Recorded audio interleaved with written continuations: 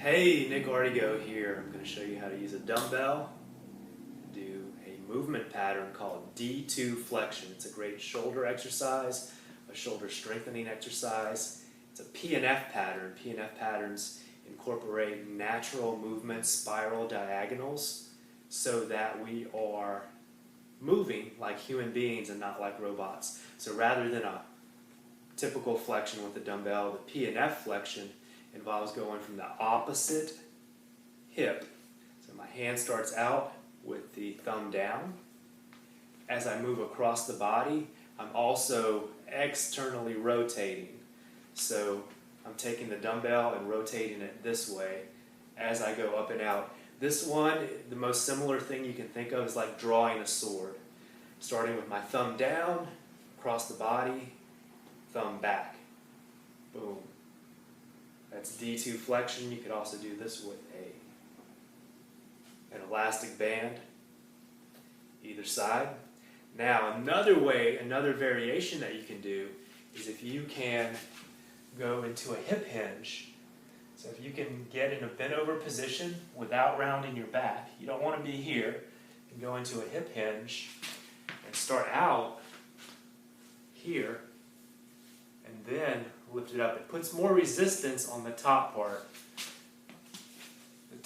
of the motion where the lower trap is getting involved. That's a highly weak part, and most people, even guys who lift heavy weights, tend to have weak lower traps. From here, opposite, boom. Just putting resistance on the top portion of the movement. Whereas standing up tall, there's more resistance in this portion. When I bend over, there's more resistance in this motion. If I wanted to combine them, changing the leverage by changing my body position, I can start off from standing.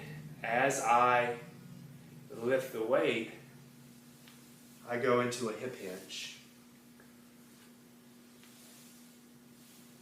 That's a little more complex. Better to just keep it simple at first.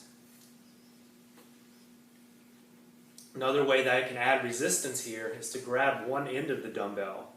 So that's putting some resistance to the rotational component of the movement. I grab one end of the dumbbell off center, put some resistance to that rotational component of the movement here. This will hit the rotator cuff in a coordinated pattern, the rest of the muscles around the shoulder. Great for bumping up your shoulder prehab, preventing injuries. And if you're in rehab for a shoulder injury, it can be good as long as it's not hurting, as long as it's not painful. You can throw that exercise into your mix. Got any benefit from this video? Leave a comment below. If you'd like more content that's not available on the blog or the regular YouTube channel, then click the link that's connected to this video and you'll have a chance to sign up for the Run Better Now VIP Club.